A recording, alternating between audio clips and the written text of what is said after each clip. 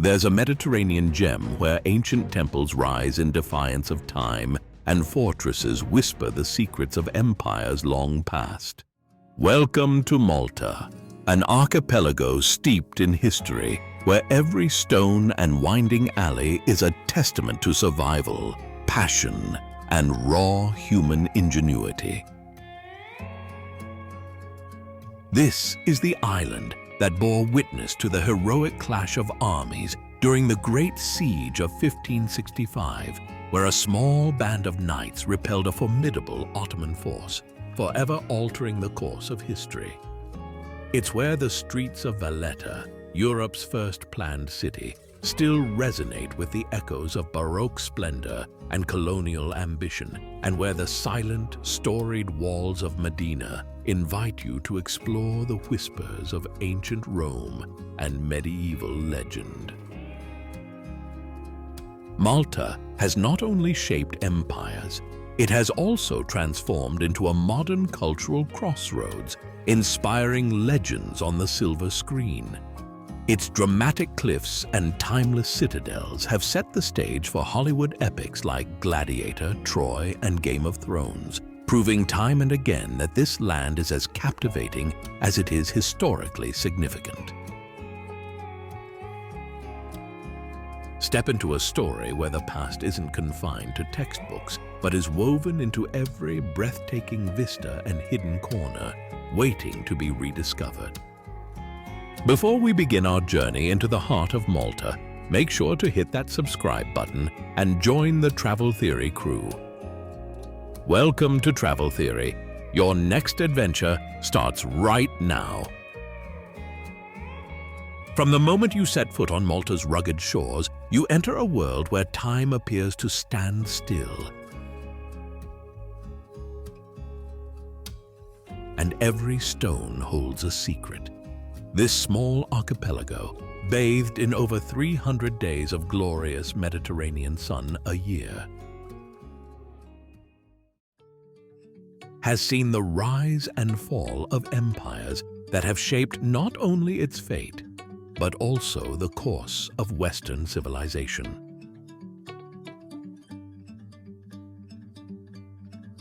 Strategically positioned at the heart of the Mediterranean, Malta has long served as a gateway between continents.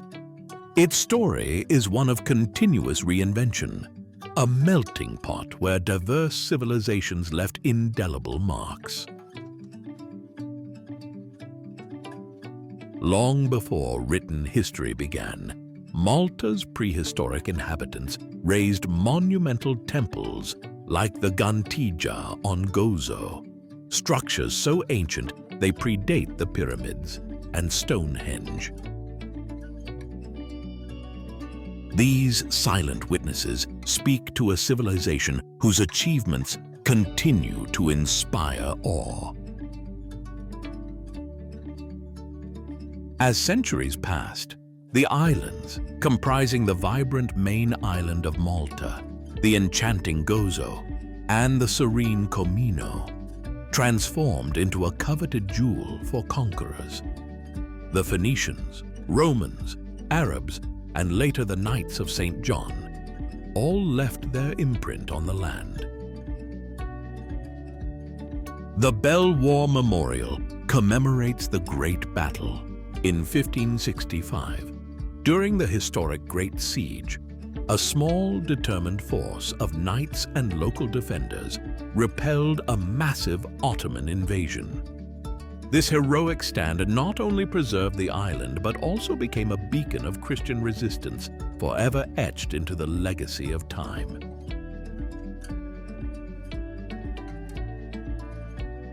At the heart of Malta lies Valletta, a city conceived in the crucible of conflict and designed to endure. Constructed in the aftermath of the Great Siege, Valletta stands as a UNESCO World Heritage Site and Europe's first planned city.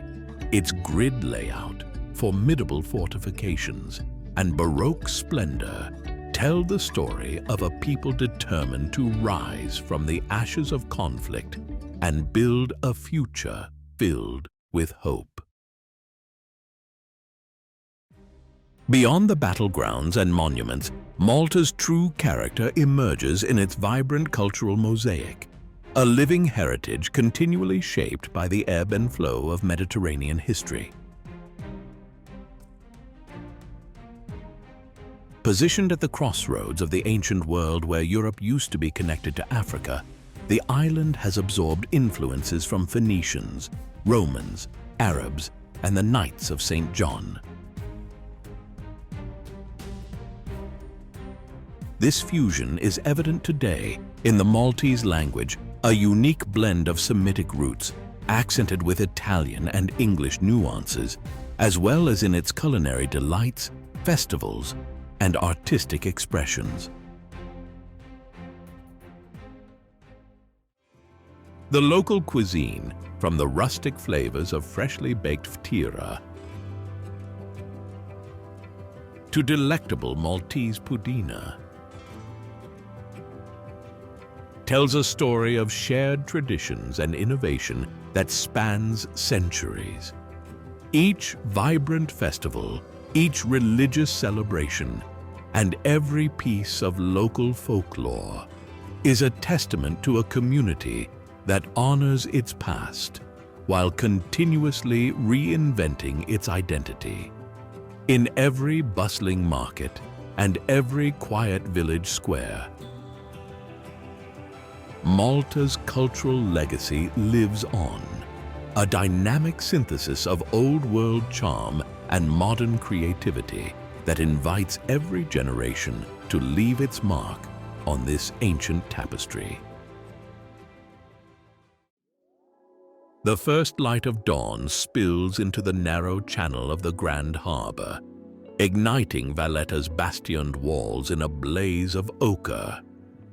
This natural deep-water port, once described by Napoleon as the best in the world, has defined Malta's destiny. It's here on the main island that the islanders' ingenuity and tenacity have met every challenge history could throw at them. In the aftermath of the Great Siege of 1565, Grand Master Jean Parisot de Valette commissioned a new capital on the Skiberas Peninsula. By 1571, Valletta, Europe's first purpose-built city, stood as a testament to victory and resilience. Its grid-plan streets, grand auberge, and towering bastions were designed both for elegance and defense. Today, the entire city is protected as a UNESCO World Heritage Site. Perched on Manoel Island, just north of Valletta's Grand Harbor, Fort Manoel was commissioned by Grand Master Antonio Manuel de Vilhena in 1723 and designed by Charles-François de Mondillon. Its elegant star-shaped bastions once sealed off the harbor's northern approach. And after heavy damage in World War II, it was meticulously restored in the early 2000s. Today, its pillared chapel and sweeping ramparts serve as everlasting backdrops for major film productions, most notably as the Great Sept of Baelor in Game of Thrones, and for scenes in Risen, Assassin's Creed, and 13 Hours, The Secret Soldiers of Benghazi. Commanding both Grand and Marsamxett harbors,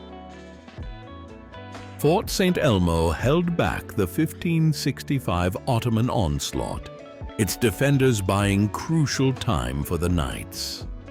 Today, its ramparts enclose the National War Museum, where artifacts from medieval armor to the Gloucester Sea gladiator faith illuminate Malta's martial heritage.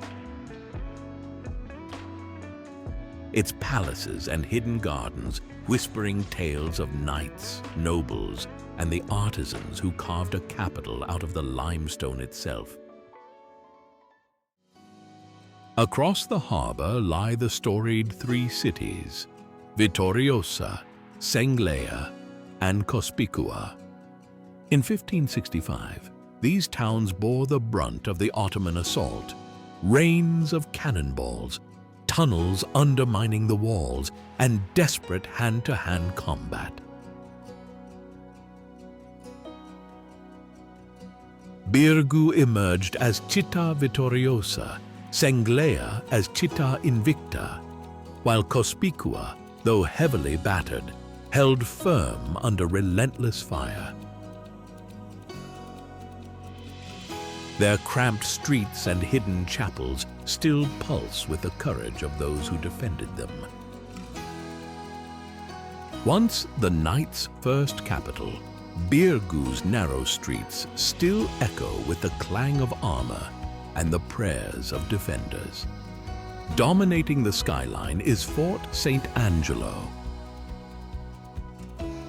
Originally the medieval Castrum Maris, and rebuilt by the Order of St. John between the 1530s and 1560s as their headquarters during the Great Siege. Its limestone walls, later garrisoned by the British until 1979, withstood Ottoman cannon fire and World War II raids. Today it remains largely intact under the stewardship of Heritage Malta.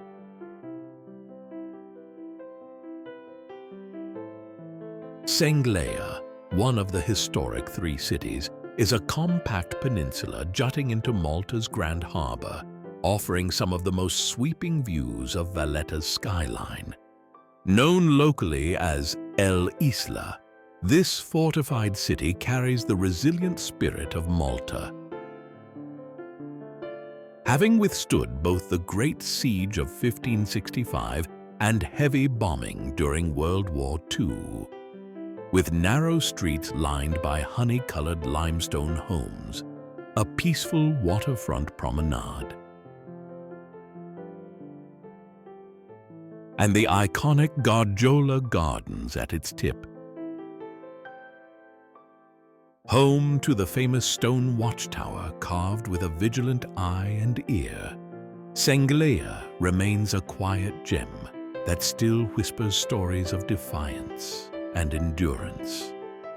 The watchtower's carvings symbolized constant surveillance and protection, meant to always watch over and listen to the city, guarding it from unseen threats. Cospicua's sprawling fortifications link Birgu and Senglea, sealing the inner harbor against invaders. At its core stands the Collegiate Church of the Immaculate Conception, founded as a parish in 1586 and rebuilt around 1730 in grand baroque form. Perched on Calcara's waterfront, Fort Ricasoli's battered walls are instantly recognizable to fans of Gladiator, Troy, and Game of Thrones. It's one of Europe's largest fortresses and a perennial film favorite.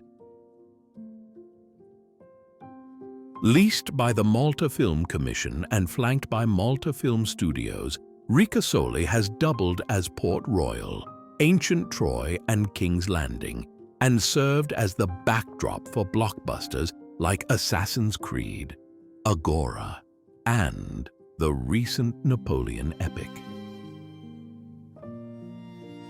Under the photographer's eye, the crumbling sandstone walls come alive at golden hour, the shifting light and shadow evoking the same epic grandeur that transported the Colosseum to life. After a brief French interlude in 1798, Malta's leaders turned to Britain for protection.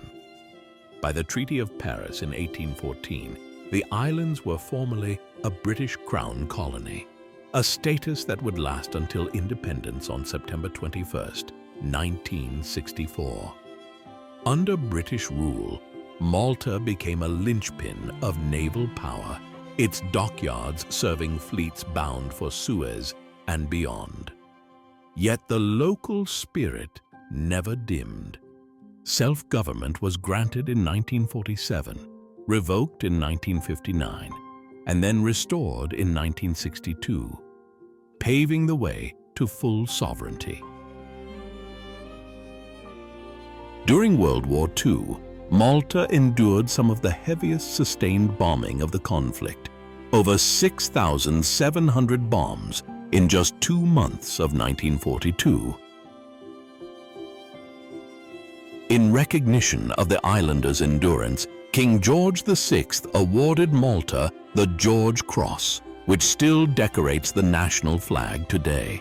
This singular honor underscored a collective bravery that turned a vulnerable outpost into a symbol of Allied resolve.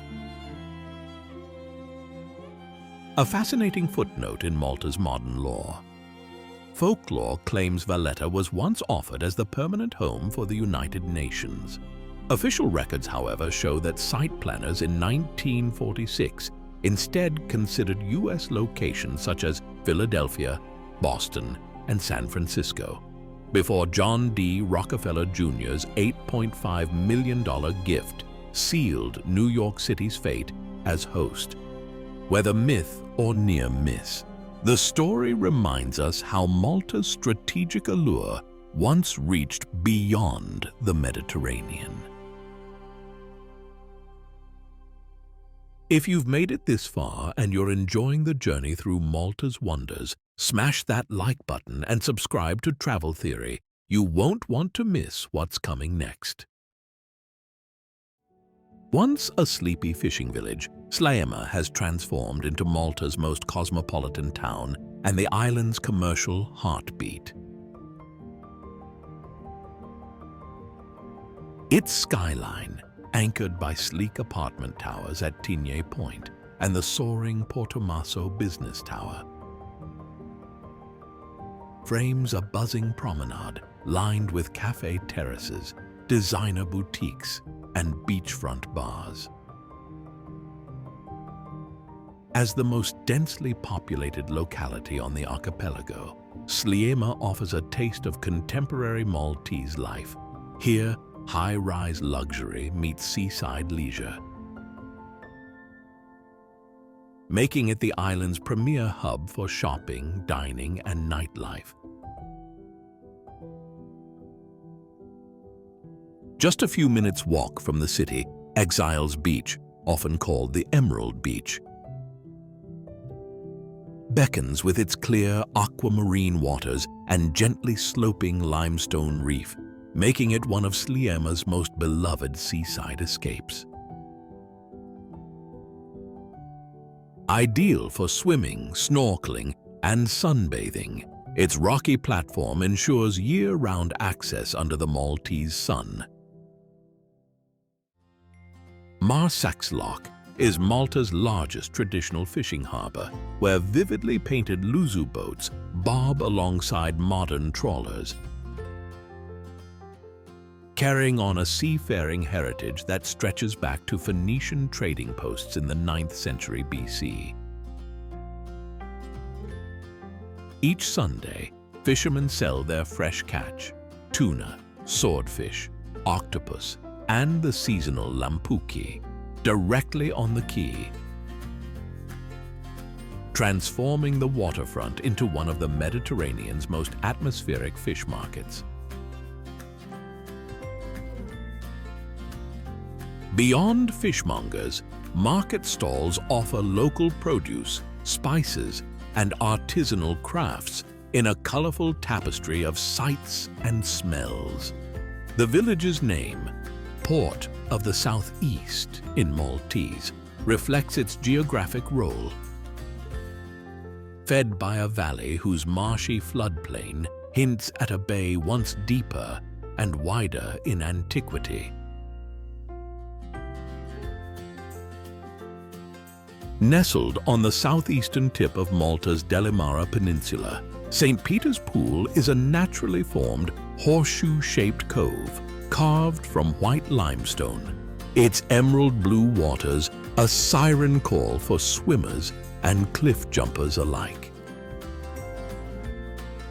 Centuries of wave erosion have sculpted its smooth, sun-bleached ledges, rising as high as 4 meters above the depths below. Ideal launch points for adrenaline-fueled dives that attract thrill seekers from across Europe.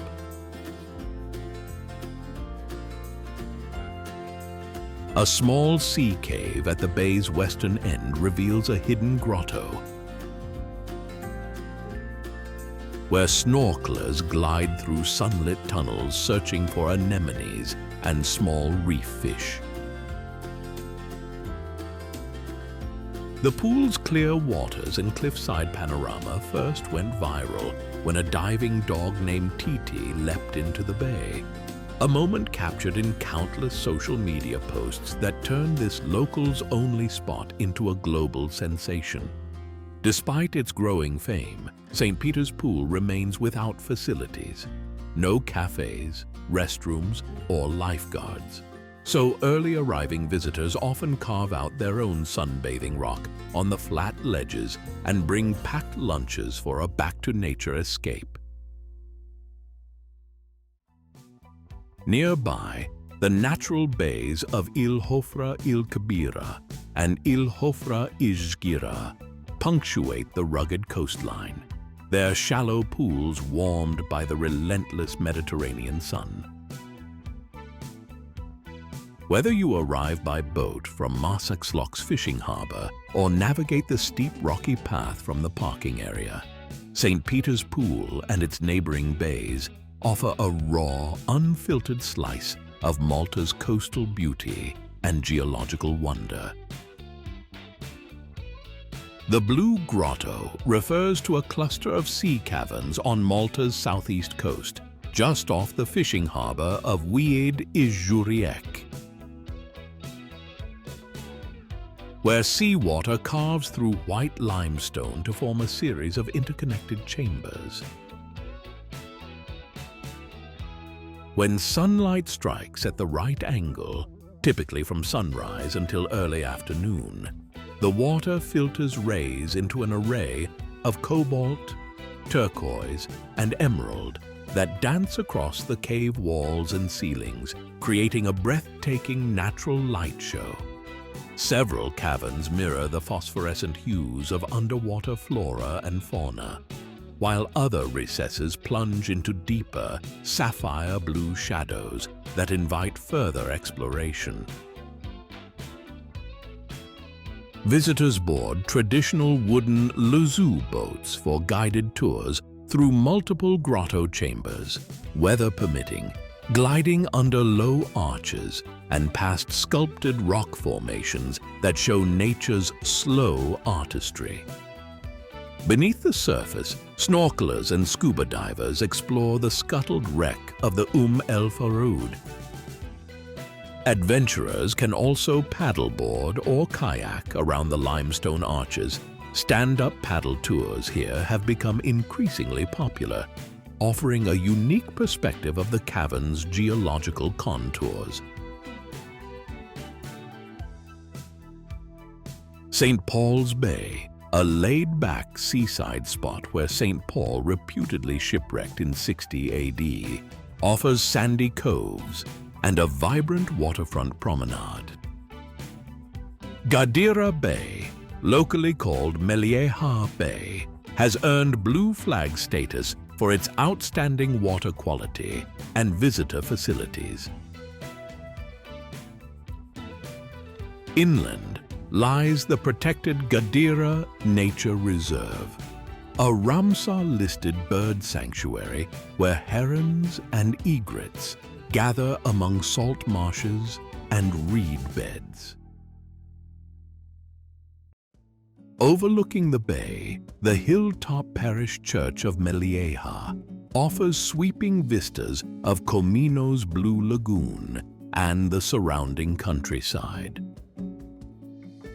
A short drive north brings you to Popeye Village, the colorful 1980 film set turned theme park, while southbound trails lead to secluded coves and dramatic headlands, perfect for cliffside exploration. Popeye Village, also known as Sweet Haven Village, is a purpose-built film set in Anchor Bay, about 3 kilometers from Melieha Core, constructed in 1979 for Robert Altman's 1980 musical Popeye, starring Robin Williams and Shelley Duvall. The village's 19 rustic wooden buildings, logs imported from the Netherlands and shingles from Canada, created a 1930s seaside port that has endured long past filming wrap, thanks to local advocacy that preserved the set as a permanent attraction. Today, the site operates as both an open-air museum and a seaside resort, with visitors exploring original film houses, meeting characters like Popeye and Olive Oil in daily shows, and enjoying interactive attractions from puppet theater and mini golf to kayaking and a water trampoline in the sheltered bay.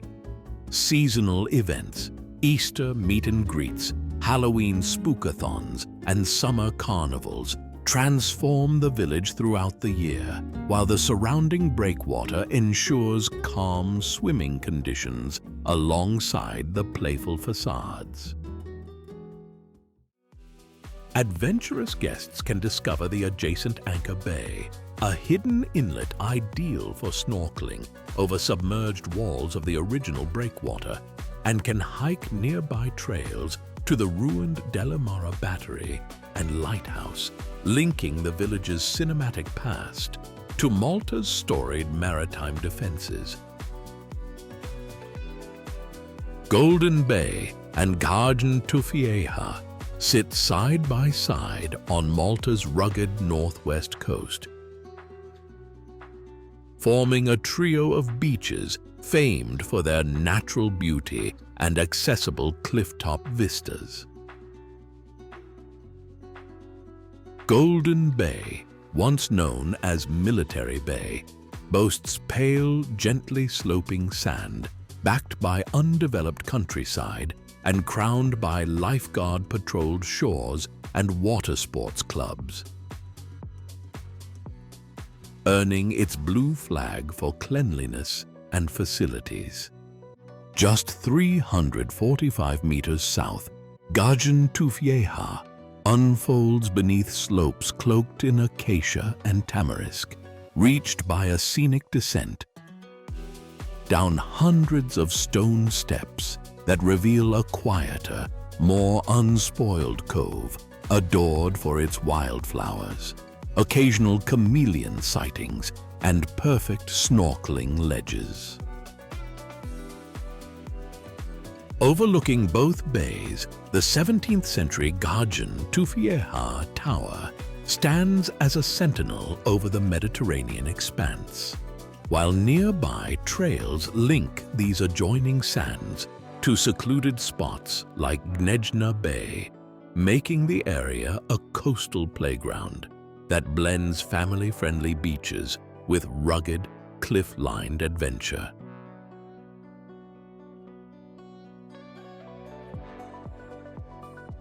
The Dingli cliffs soar to 253 meters above Malta's southwest coast,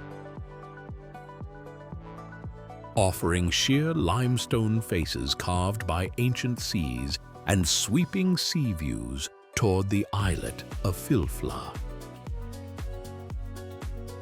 A well-marked trail follows the cliff edge past enigmatic cart ruts etched into the rock, vestiges of prehistoric transport, before opening onto panoramic vistas of terraced fields and the open Mediterranean. At dusk, the cliffs glow in molten hues of copper and rose, making this spot a go-to sunset destination for photographers and nature lovers alike. Tucked away on the wild northern tip of the Marfa Peninsula, the Coral Lagoon, also called Dragonara Cave, is a perfectly circular sea cave carved into white limestone cliffs, its collapsed roof allowing sunlight to flood the aquamarine waters below. Accessible by a short, rugged coastal path from Armier Bay or by kayak from the shore, the lagoon's sheltered pool ranges just 3 to 4 meters deep, ideal for snorkeling among sea anemones and damselfish or simply drifting beneath the natural skylight. Despite its growing fame on social media, Coral Lagoon retains a secluded charm. No facilities or cafes, just smooth, sun-bleached ledges where early bird visitors stake out their own personal slice of paradise before the midday crowds arrive. Whether you're paddling through the swim-through arch or perched atop the rim, watching the light dance on the water, this hidden grotto offers one of Malta's most photogenic and unfiltered coastal experiences. Mdina perches atop a limestone plateau in central Malta, its compact car-free streets winding past crenellated ramparts that once sheltered Phoenician traders who founded the city as An in the 8th century BC. Under Roman rule, it became Melite, 3 times larger than today's footprint, only to be pared back to its present walls during Byzantine or Arab stewardship, echoes of which linger in its Medina-style alleys and hidden archways. For over a millennium, Mdina served as Malta's capital until the Knights of St. John moved to Birgu and then Valletta. Yet it never lost its aura of secluded power, its bastions still bearing scars from the 1551 Corsair raids and the Great Siege of 1565. Today, with fewer than 300 permanent residents, its hushed plazas and baroque palaces draw over 1 million visitors annually, offering a rare chance to wander a living medieval stage set illuminated by lantern-lit courtyards at dusk. The devastating Sicily earthquake of 1693 reshaped Mdina's skyline, flattening much of its medieval core and paving the way for an 18th century Baroque Renaissance under Grand Master Antonio Manoel de Villena. Architect Lorenzo Gaffa finished rebuilding the cathedral in 1702 with theatrical vaults and domes, while engineer Charles-François de Mondion overhauled the main gate and civic buildings, adding ornate flourishes that still gleam in the fading sunlight. Even the city's narrow staircases feel cinematic, leading to hidden gardens and frescoed salons where once powerful nobles plotted in whispered councils, and where today's travelers pause to imagine untold stories behind heavy wooden doors.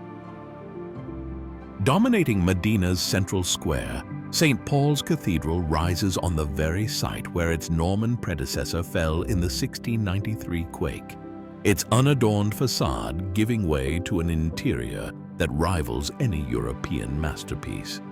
Inside, Mattia Preti's dramatic fresco of Paul's shipwreck anchors the vaulted nave, while shafts of light through Baroque skylights spotlight polished marble altars.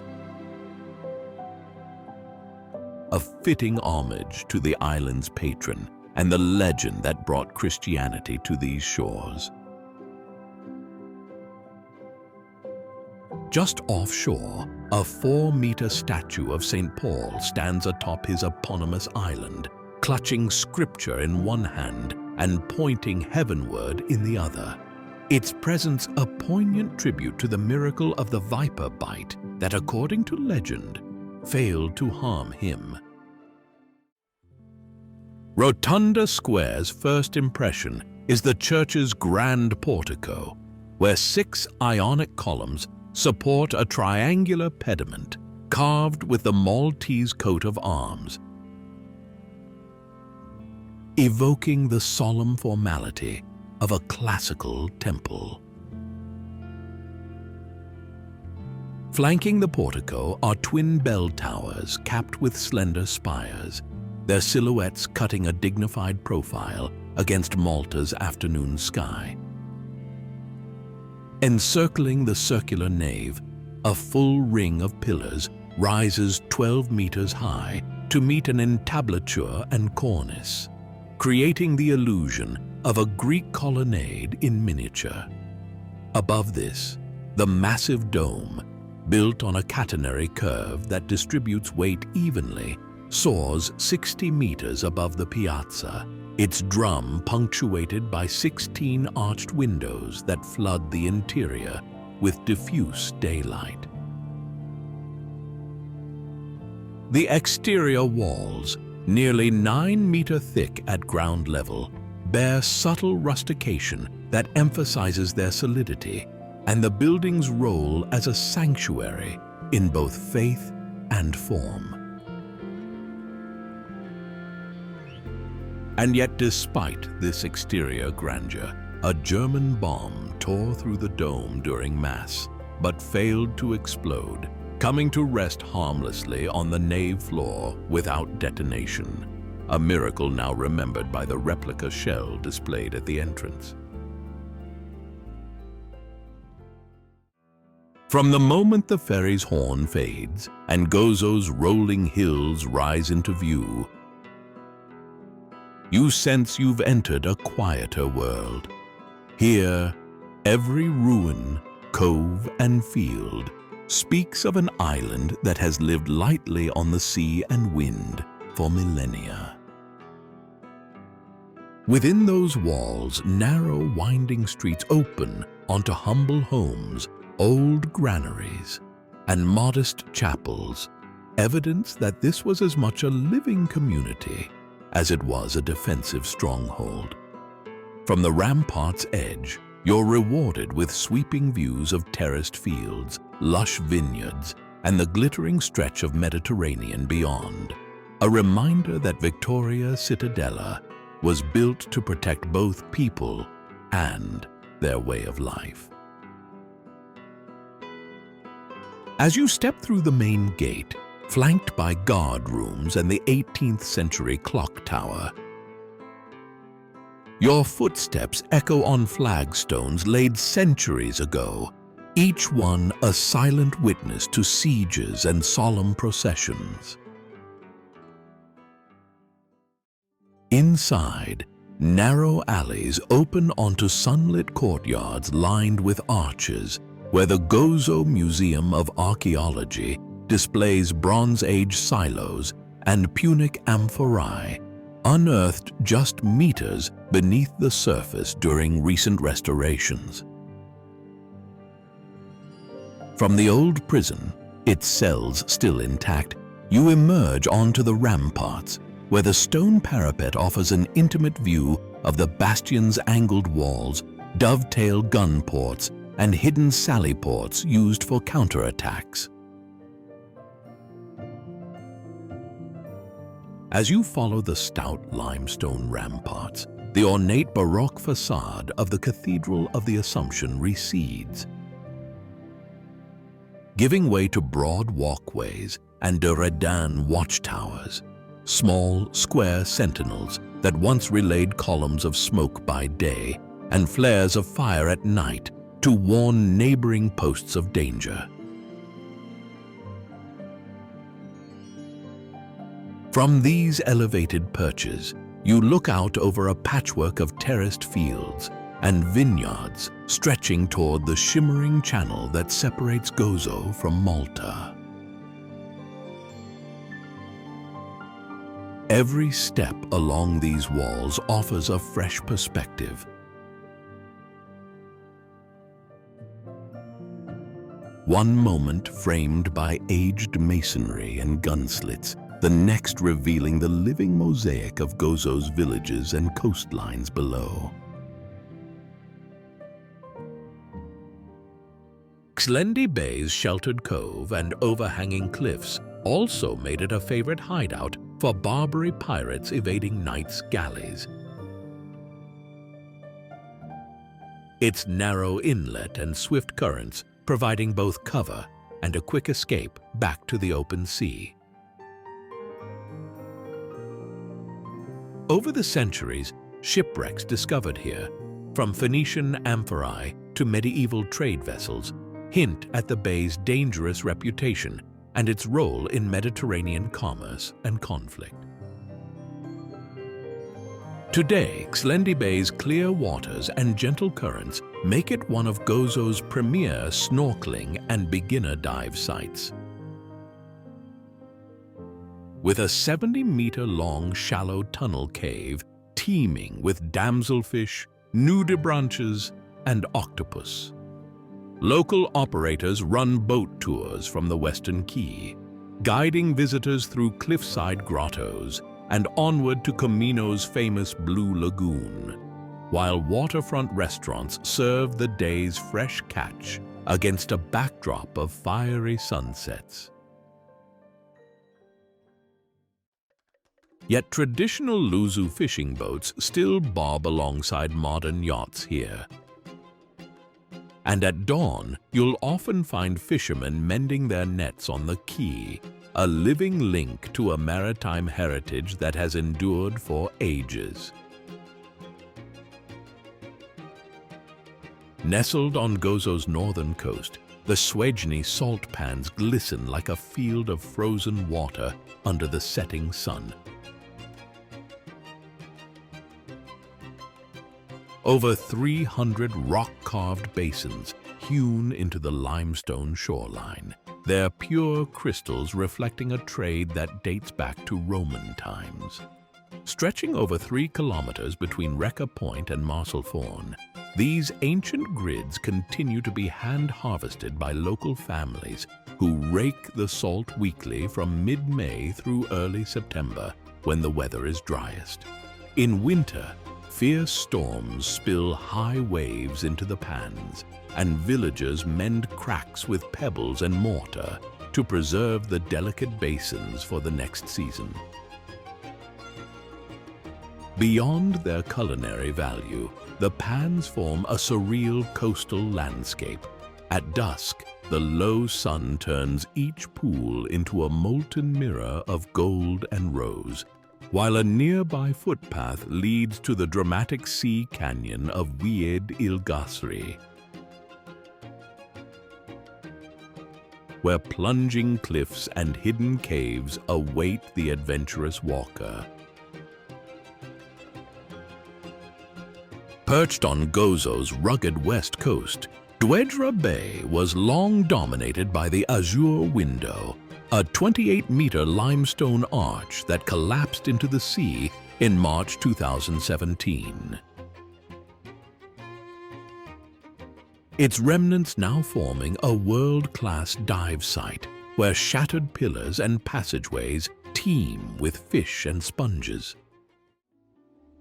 Below the former arch, the Blue Hole, a sinkhole connected to the open sea, beckons adventurous snorkelers and scuba enthusiasts to drift through its narrow tunnel into sunlit blue chambers. Just inland, the Inland Sea is a circular saltwater lagoon linked to the Mediterranean by a short, narrow tunnel carved through coralline limestone. Its placid surface mirrors sheer cliffs, and local lore speaks of fishermen guiding small boats through the arch to reach hidden coves beyond. Today, it remains both a scenic viewpoint and a popular launch point for sea kayaking explorations.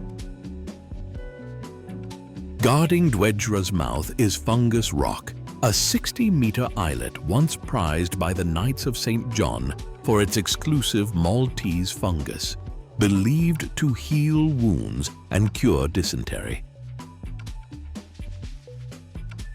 Access was strictly controlled via a rope and pulley system, and a penalty of death awaited anyone caught trying to harvest the plant without permission, testament to its legendary value. Overlooking the bay, the Dwedra Tower stands as the westernmost of the Knights' Dereden watchtowers, built in 1652 to patrol the coastline and relay threats via smoke by day and fire at night to neighboring towers, an early warning network safeguarding Gozo and Malta. From its vantage, you can still trace the chain of watchpoints that once stretched across limestone headlands, binding the islands in shared vigilance. Ta Pinu Basilica, just outside the village of Garb on Gozo, is both an architectural landmark and a beacon of faith. Built atop a humble 16th century chapel where a local woman, Carmni Grima, heard the Virgin Mary's voice in 1883, the Basilica has drawn hundreds of thousands of pilgrims seeking healing and renewal. Its neo-Romanesque grandeur, punctuated by Byzantine-style mosaics and intricate carvings, shelters countless ex-votos, tokens of gratitude left by those whose prayers were answered. Visited by both Pope John Paul II in 1990 and Pope Francis in 2022, Pinu remains a living testament to Gozo's vibrant Marian devotion and the enduring power of faith across generations. Pinu's soaring neo-Romanesque profile and coastal perch feel like a meticulously designed film set, its twin towers framing the sea beyond, as if scripted for sweeping wide shots. It joins Malta's roster of roughly 365 churches, one for each day of the year, underscoring just how deeply this island nation is woven with sacred spaces. From the cliffs of Gozo, you'll catch your first glimpse of Comino's solitary outline. Its pale limestone silhouette rising like an island mirage against the cobalt stretch of the Mediterranean. High above Comino's rocky shore looms St. Mary's Tower, the great bastioned watchtower commissioned in 1618 to guard the perilous channel between Malta and Gozo. Yet this wasn't merely a standalone sentinel. It formed part of a vast network of coastal towers. By day, columns of smoke spiraled skyward from its roof, and by night, bright fires signaled across the water to sister towers on Gozo and the mainland, ensuring every community was alerted to danger within moments. Beyond its martial heritage, Comino unveils its most famous natural stage, the Blue Lagoon, a sheltered bay framed by Comino, where powder-white seabed and crystalline waters shine in every shade of turquoise. Today, small ferries and private boats converge here each morning, depositing sun-seekers who drift among submerged reefs and carve out sandy patches beneath rugged cliffs. Yet for all its postcard beauty, Comino remains a protected Natura 2000 site, where nesting shearwaters and scrub-clinging succulents ensure this tiny island still breathes with the secrets of centuries past. As you turn away from the lagoon and make your way inland, you'll crest the rise of Tas-Merzuq Hill, where the 6-meter risen Christ stands watch over Gozo's patchwork of fields and bays.